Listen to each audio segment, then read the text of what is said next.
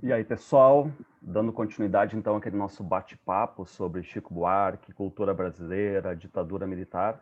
Estou aqui de novo com os professores Sérgio Santana, de Atualidades, Redação, Literatura, professor Newton Colombo, de História, eu, professor de Literatura.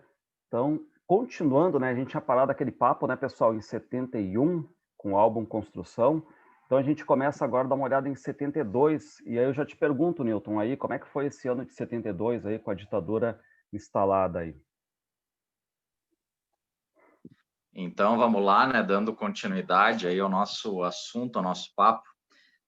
72 foi um ano que a gente percebe a continuidade da repressão, né, que vinha com o governo Médici. Então, é importante, né, a gente se lembrar e se orientar, né? Nós estamos aí na metade, mais ou menos, do governo do Emílio Médici, que representa, né, aqueles anos de chumbo da ditadura militar, visto que é o governo onde a repressão, né, vai atuar com maior intensidade, embora seja importante lembrar que em todos os governos teve repressão, né, em toda a ditadura teve repressão, né, em toda a ditadura, desde 64, teve tortura, teve assassinato, teve perseguição, teve censura, mas no governo do Médici isso é intensificado e se percebe. Então, em 72, o que é importante destacar? Acredito que no vídeo anterior a gente falou um pouco do milagre econômico, mas falou um pouco por cima, então queria dar essa aprofundada assim, no que foi esse milagre econômico. Na verdade, o Brasil, nesse período, ele teve um momento aí favorável na conjuntura econômica internacional, e o governo e o Médici, então, aproveitou essa conjuntura favorável e, junto com a repressão, conseguiu, né, silenciar os sindicatos, silenciar os trabalhadores, os movimentos de oposição à luta armada, conseguindo uma certa estabilidade política dentro do Brasil e um aumento aí do investimento externo de fundos internacionais, de bancos, de empresas multinacionais. Então, esse milagre, entre aspas, econômico, foi, na verdade, um crescimento acelerado do PIB, do Produto Interno Bruto, e uma queda da inflação, dentro dessa conjuntura favorável. Na verdade, esse crescimento ele foi percebido por uma pequena parcela da população. O ministro da Fazenda na época, que era o Delfim Neto, ele dizia que primeiro tinha que fazer o bolo crescer e depois dividir esse bolo entre a população. Na verdade, o bolo cresceu e uma pequena parcela da população é que de fato se aproveitou desse bolo. Quem foram esses? Foram os grandes empresários, principalmente. Então, o grande empresariado lucrou, de fato, teve um crescimento aí e se aproveitou desse crescimento do PIB, só que a custas de arroxo salarial, de contenção de salários e da utilização do aparato repressivo do governo para que os trabalhadores, os sindicatos, os movimentos não conseguissem, né, atuar, enfrentar essa política de arroxo. Então, foi uma conjuntura econômica favorável, mas que, na verdade, foi favorável para um pequeno setor, que foi principalmente esse grande empresariado, com o investimento externo, com né, os fundos externos, o Fundo Monetário Internacional, bancos investindo dinheiro no Brasil, capital internacional, mas que gerou, nesse período, a herança desse milagre gerou um aumento da concentração de renda, tem até um índice que mede esse aumento de concentração de renda, e durante esse período, esse índice cresceu bem expressivamente. A queda também, o aumento da concentração de renda e o aumento da dívida pública, foram heranças desse milagre econômico. Quando veio a crise do petróleo de 73, então daqui a um ano, né, que nós estamos falando, daí esse milagre ele começou a ruir, começou a entrar em crise, a entrar em queda. Então esse milagre econômico foi isso, assim, o Brasil cresceu em termos do PIB, mas que não representa uma distribuição de renda, não a situação das pessoas, da grande maioria da classe trabalhadora, não melhorou, pelo contrário, e teve como herança, então, essa concentração de renda e o aumento da dívida externa. Isso foi um milagre econômico aí que o Médici, na época, logicamente, utilizou a seu favor, dizendo que a economia estava crescendo, né, e os dados desse PIB a favor do governo. Em 72 ainda, nós temos aí a guerrilha do Araguaia, que foi um movimento de luta aí por parte do Partido Comunista do Brasil, que seria o PCdoB, que levou aí militantes para uma região, para a região do Araguaia, Mato Grosso do Sul, se eu não me engano, ou Mato Grosso, agora não estou me recordando bem especificamente, mas que nessa região, então, montaram um movimento de luta armada para enfrentar, né, a repressão. Só que eram militantes assim que não tinham experiência militar, que não tinham experiência de luta e acabaram sendo assassinados, né, nessa guerra aí contra as Forças Armadas do Brasil. O Brasil não divulga os dados, não divulgou os dados, as Forças Armadas não divulgaram as perdas que tiveram na guerrilha do Araguaia, mas muitos, então, militantes aí do PCdoB acabaram sendo mortos, assassinados aí na guerrilha, que foi parte dessa luta armada aí contra o Médici, uma tentativa, né, de inserir militantes lá numa região mais afastada, numa comunidade, assim, de pessoas, né, de camponeses, tentaram inserir como médicos, professores, para tentar ganhar, né, essas pessoas, tentar trazer pessoas para o movimento, só que foi duramente reprimido, né, com a violência toda aí do governo. E logo depois, nesse ano ainda, a Anistia Internacional, né, que é uma organização não governamental, ela vai já fazer os primeiros relatos da tortura no Brasil. Então, o governo Médici já internacionalmente começa a ser destacado por isso, né, pela tortura e pelas pessoas que foram mortas, que foram torturadas, que foram perseguidas. Tá? E, logicamente, esses dados da Anistia Internacional, hoje a gente conhece, mas na época era desconhecido, o governo censurava, né, não deixava que isso fosse publicado no Brasil. E em 72, para terminar, ainda a Arena, dentro desse cenário, que a Arena, que é o partido situacionista, né, o partido que concorda com a ditadura militar, a Arena vai ter uma votação bem expressiva nas eleições municipais, principalmente para vereador. Por que a Arena tem essa eleição bem expressiva? Porque a Arena, logicamente, tem todo o aparato a seu favor, né? Além da questão da repressão estar em cima da oposição, a Arena tinha todo o aparato do governo a seu favor, conseguia, né, chegar em quase todas as cidades. Teve cidades que tinha 3 candidatos a prefeito da Arena que podiam botar legendas diferentes, então qualquer um que fosse eleito seria da Arena, né? Então a Arena aí consegue uma votação bem expressiva. Então, acredito que do ano de 72 a gente destaque isso, né? Essa continuidade aí do governo Médici e o milagre econômico que termina em 73.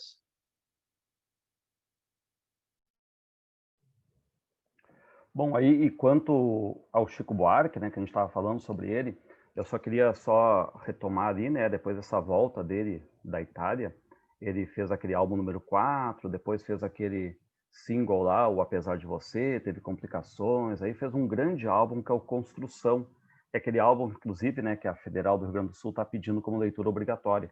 E eu acho que ali ele se puxou realmente, é um álbum de destaque absoluto na carreira dele. Todas as músicas assim, são muito boas, né? Mas claro que tem algumas que são muito destaque. Só que eu acho que em 72 o Chico deu uma pausa um tanto, né, nessa questão mais de letra mais forte, porque ele vai fazer a trilha sonora daquele filme chamado Quando o Carnaval Chegar.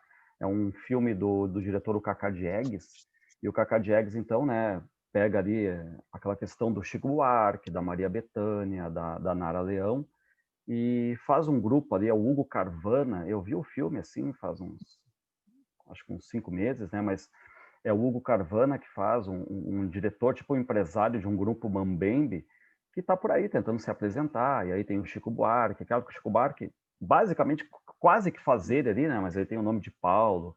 Aí a Nara Leão é a Mimi, que é apaixonada pelo Chico Buarque, só que o Chico Buarque conhece uma outra pessoa, tem a Maria Bethânia ali, tem o Antônio Pitanga sendo o Cuíca, que acaba se apaixonando por uma francesa, que é El Que Maravilha, no filme. E aí o que acontece é que o filme, apesar de ter o título, né, Quando o Carnaval Chegar, que é até uma canção da trilha sonora conhecida do Chico, já é um filme assim um tanto, né, que o pessoal vai se fragmentando, porque é um grupo ali, mas aí quem faz o Chico se apaixona por uma outra, que gostava do Chico fica indignada, a Maria Bethânia compra a briga, o outro... Então é um carnaval meio até assim, sabe, meio para baixo, meio melancólico. Não sei se quiseram também dar um recado para a sociedade nesse sentido, porque a coisa não estava legal para se festejar, de certo modo, mas o carnaval ali imperando também, assim, sempre como essa nossa grande cultura. E aí esse filme aqui aconteceu em 72 e o Chico abraçou exatamente, né, essa trilha sonora, né, que é esse aqui, ó. Se vocês olharem aqui até a foto é do filme, tá? Aqui, né, o Chico, a Nara Leão e a Maria Bethânia, tem mais o Antônio Pitanga, mais o Hugo Carvana, enfim.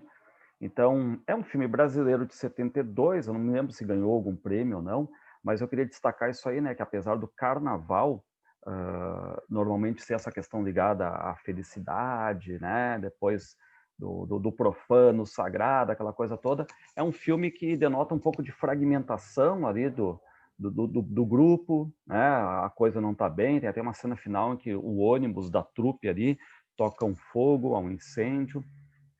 E aqui o Chico deixa bem claro ali, né? 7 músicas inéditas dele. A maioria é samba aqui, mas tem uma que eu gosto muito, que é Baioque, que a Maria Bethânia canta, que começa num shotzinho, mas depois cai para um rock, muito legal, guitarrinha, teclado, bateria legal. Mas em 72 o Chico então acaba partindo, né, para esse campo aqui de uma trilha sonora toda do filme, estampando ali o disco. Talvez aquela coisa toda, né? Ele vem de um disco muito bom mesmo, um disco de categoria que foi a Construção, e acaba, de certo modo, né, agora fazendo uma coisa mais para filme. Serginho, quer comentar algum detalhe aí, Serginho? O Marcelo, é interessante que o Chico, nesse ano de 1972, ele dá uma entrevista para Regina Zappa, né? E que, na verdade, depois vai trabalhar com ele em cima de uma biografia, né, do Chico. E ele diz o seguinte, olha só a frase que eu anotei aqui: de cada 3 músicas que faço, 2 são censuradas. Estou começando a me autocensurar, e isso é péssimo, né?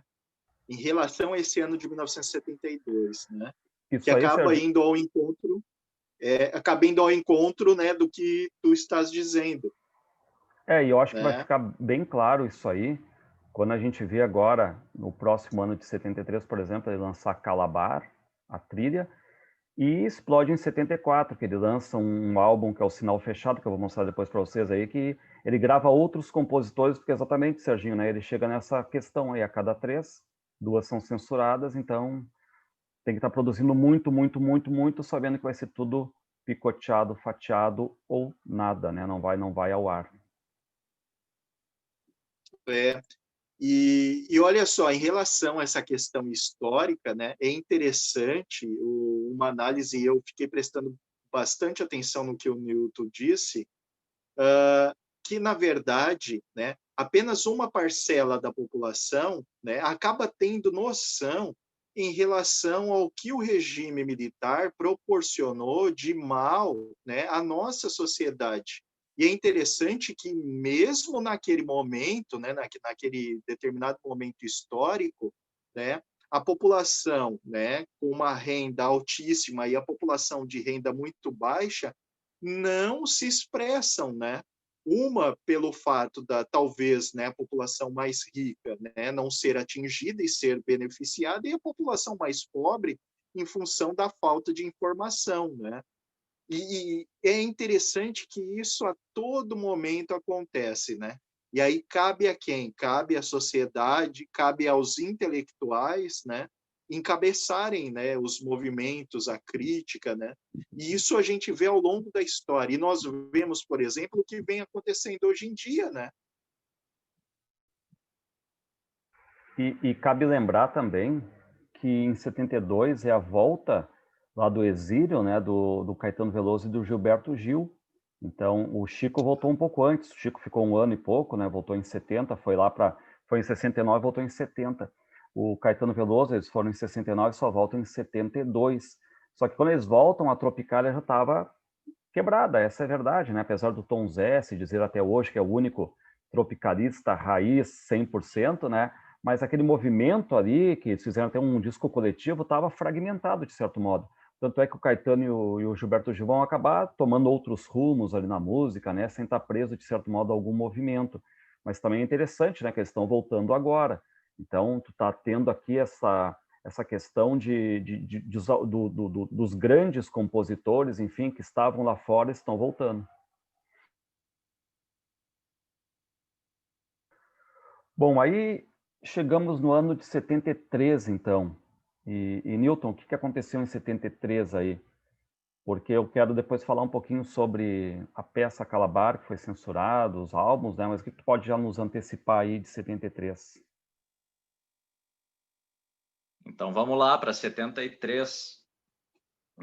Tem no início do ano lá tem uma missa que é celebrada pelo Evaristo Arns, e essa missa, na verdade, ela se transforma depois num ato. O que foi isso? Essa missa ela foi celebrada para um estudante de geologia da USP, o Alexandre Vanucci. Ele era também ligado ao Partido Comunista, e o Alexandre foi preso, foi torturado e foi morto por causa da tortura, assim, né, como vários durante a ditadura militar. E durante, então, essa missa que foi na Praça da Sé, a missa acabou se transformando num ato, né, num grande ato público contra a ditadura, o primeiro ato pós-AI-5, né, porque o AI-5 ainda estava valendo, né, aquele ato institucional lançado e editado em 68, né, que permitia o governo, né, o executivo, o presidente intervir em vários âmbitos, não tinha mais habeas corpus, qualquer um podia ser preso. Então foi o primeiro grande ato, né, e isso marca o início aí do ano de 73. E é interessante que o Sérgio Ricardo, nesse ato, ele vai cantar a música Calabouço, que era uma música em homenagem ao Edson Luiz, aquele estudante, né, que também foi assassinado na repressão e que gerou a Marcha dos 100 mil, né? Então, é bem interessante. E 2 meses depois desse ato, o Gilberto cantou o Cálice, também em homenagem ao Vanucci. Então, o Marcelinho aí estava falando, né, da volta do Gilberto, né, para o Brasil. 2 meses depois, então, o Gilberto canta a música Cálice, né, do Chico, em homenagem aí ao Vanucci. Então foi um ato, uma missa, uma celebração bem expressiva, porque virou o primeiro grande ato pós AI-5. Interessante que depois, assim, logo depois o governo vai proibir revistas de, entre aspas, sexo. Na verdade, revistas de nudez. O ministro da Justiça, na época, o Alfredo Buzaid, ele vai proibir essas revistas no Brasil, tipo Playboy, entre outras, dizendo que elas corrompiam a moral e os bons costumes e que isso, então, levaria ao comunismo. Então, isso abriria portas para o comunismo internacional. Então, o Brasil, a censura, né, segue agindo, e essas revistas, então, vão ser proibidas. E, junto a essa proibição, também algumas revistas alemãs, que não eram desse assunto, eram revistas que faziam uma cobertura crítica da repressão, e essas revistas alemãs, então, também vão ser proibidas no Brasil. Então, aproveitaram a censura, né, e proibiram revistas de nudez, né, e revistas que faziam críticas à tortura. O Médici, então, nesse ano de 73, ele está preparando a transição para o próximo governo, e ele vai escolher, então, o Geisel para ser o próximo, para ser o seu sucessor. O Ernesto Geisel, que era, na época, presidente da Petrobras, então tinha Ele foi indicado pelo irmão dele, que era o Orlando Geisel. O Orlando Geisel, aliás, era ministro do Exército e tinha criado o DOI-CODE, foi o criador, o que pensou, né, nessa organização aí do DOI-CODE, né, nessa instituição. Então, o Geisel vai criar, o Geisel vai ser, então, indicado pelo Médici, e ele tinha aí um certo prestígio dentro das Forças Armadas, já era um general já antigo, conhecido, então vai ser aí o escolhido para ser o próximo presidente, né? Dentro da, claro, não é aquela escolha dentro das Forças Armadas, né? Do Estado-Maior das Forças Armadas, embora depois eles legitimem de certa forma com votos no Congresso. Esses votos logicamente vinham da Arena, né? Aquela né, tentativa de transparecer uma democracia. Então, o Geisel é o indicado e depois vai ser, né, legitimado aí pela ditadura.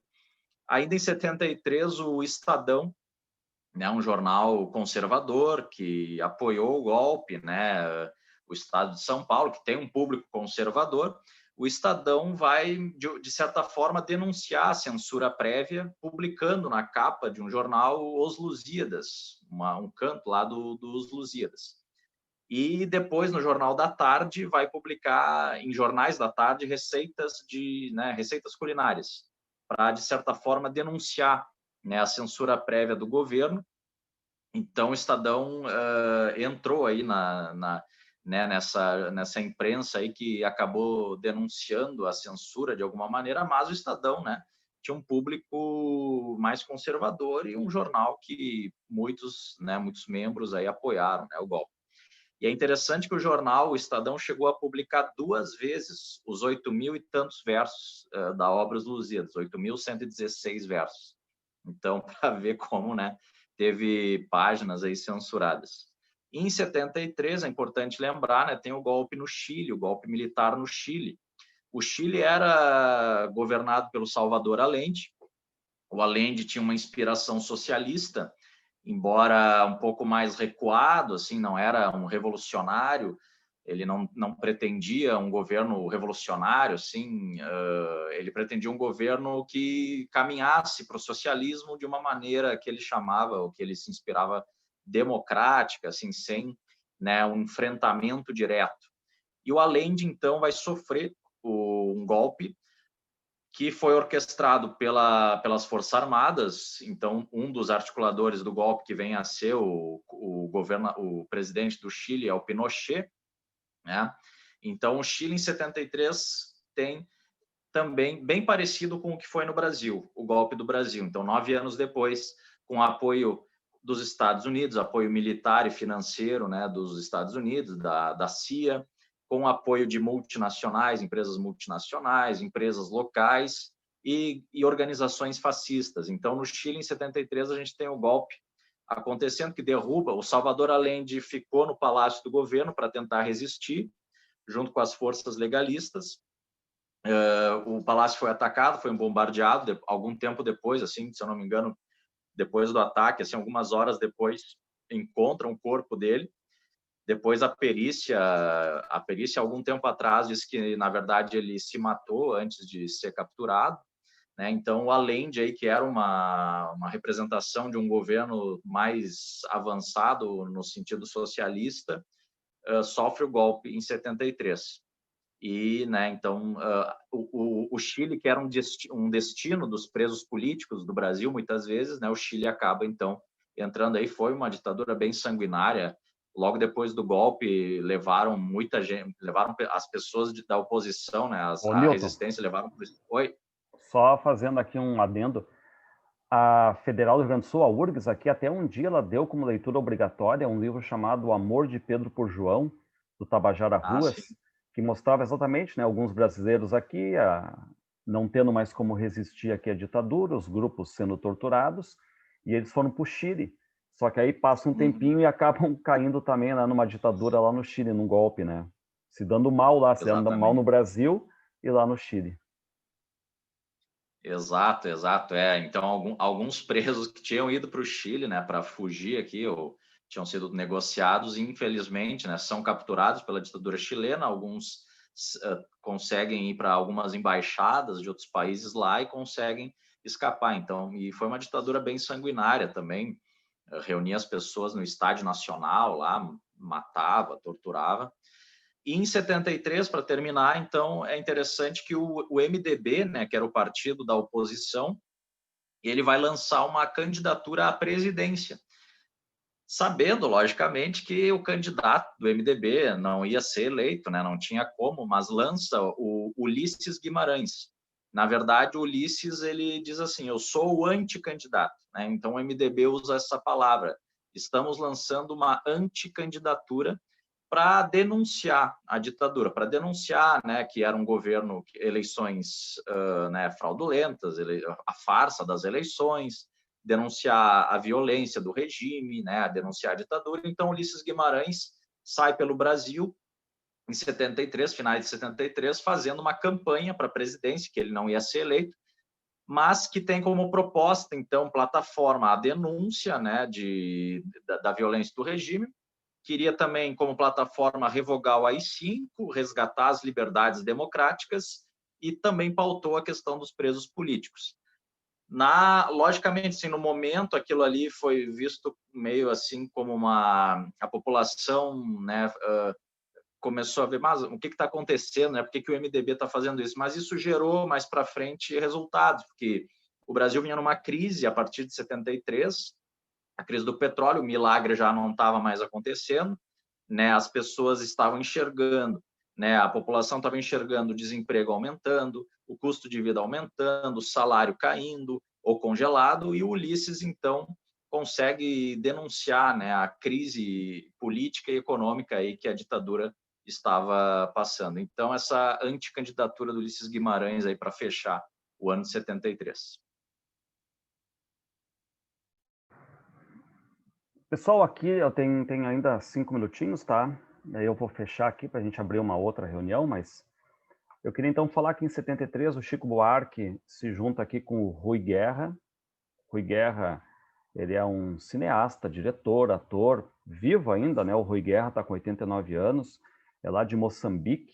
O Rui Guerra foi casado com atrizes, né? Inclusive com a Nara Leão, com a Cláudia Ohana. E o Rui Guerra, ele teve naquele meio ali do cinema novo, fez filmes como Os Cafajestes, Os Fuzis. Então, ele pegou aquele nascimento do cinema novo também no Brasil. E eles vão pegar exatamente aqui a vida do Domingos Fernandes Calabar. E aqui eles vão, então, viajar numa questão histórica aqui. E que era aquele, né, que era visto como um traidor da pátria, tanto que eu vi aqui que até eles pediram ajuda, de certo modo, assim, para o Sérgio Buarque de Holanda, para ver um pouco, né, dessa história aqui, porque estava mexendo, de certo modo, né, com essa questão de contestar a história, a versão oficial e tudo mais. E esse livro aqui, essa peça, na verdade, né, ela vai ter problemas de censura, a gente sabe, porque o Roda Viva já teve problemas de censura naquela época, né? Então invadiram o teatro, espancaram atores, fizeram e aconteceram, tá?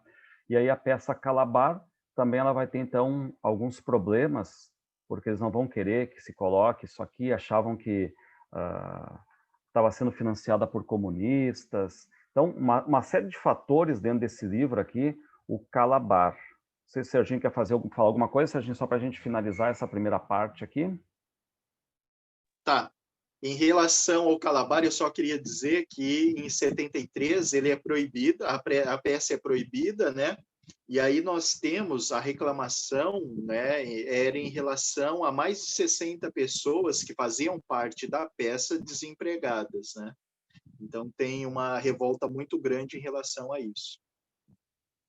Na verdade, a censura ela vai cozinhando em banho-maria ali, né? Porque o Chico já desde o começo já pede a liberação da peça. Só que aí eles vão, vamos ver, e vai se arrastando aquilo ali, E aquilo demandava tempo, 2 meses de ensaio, muitos atores, como o Serginho falou, e era um projeto que já tinha uma estreia já basicamente vendida para fazer uma turnê, e a gente sabe como é que é, né? Toda e qualquer profissão tem os seus bastidores, o seu ensaio, é uma arte, então tem o seu ensaio, todo mundo suando ali, todo mundo tentando ter essa repercussão, e a peça, então, ela vai ser censurada tipo aos 44 do segundo tempo ali.